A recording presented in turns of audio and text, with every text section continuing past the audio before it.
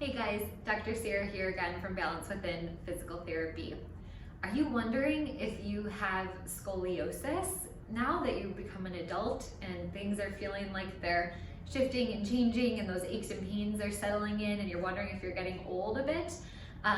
Or maybe you were diagnosed with scoliosis as a teen and you're wondering, well, what do I do now that I'm a bit older and I'm an adult and things aren't feeling great? I wanted to put this video together to help answer some of those questions. So there are actually two different types of scoliosis. Most people don't know this.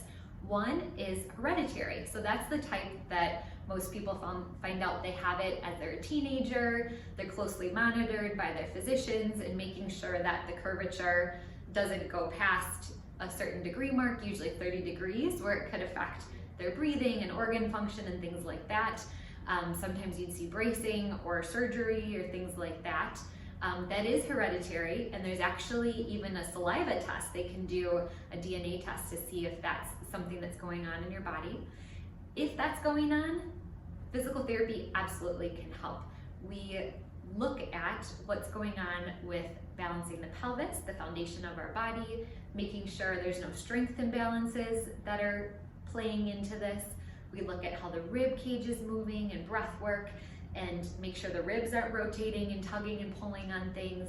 And then our specialty of the John Barnes myofascial release work is amazing to help with this too, because usually there's all these different pulls that are happening through the fascial system, not just side to side, but really looking at the rotational pulls in those different directions. So we've had a lot of success being part of the care team with people with hereditary scoliosis.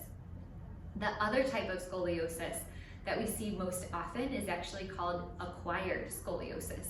So that means it's not hereditary, it's not something that was developed with the bones in your spine developing at different heights or angles. It's actually that your spine developed just fine. Everything's looking good there. It's just we've had some habits over the years where maybe we cross our legs the same way, or we sit at our desk and are twisted the same way all the time, or we have a favorite chair at home where we watch TV where we slouch and turn, and our body literally gets stuck in this position.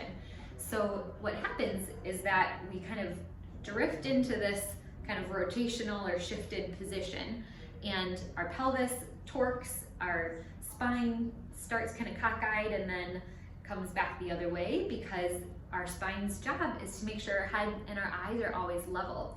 So if our foundation torques and shifts, everything at the top's gonna go one way and then it's gonna come back. And so what we do in the physical therapy world is we look at, again, these imbalances of the pelvis and strength and flexibility, but also the fascial system. It's so important. So if your fascial system is super tight, it can tug and pull and tether things with forces up to 2,000 pounds per square inch.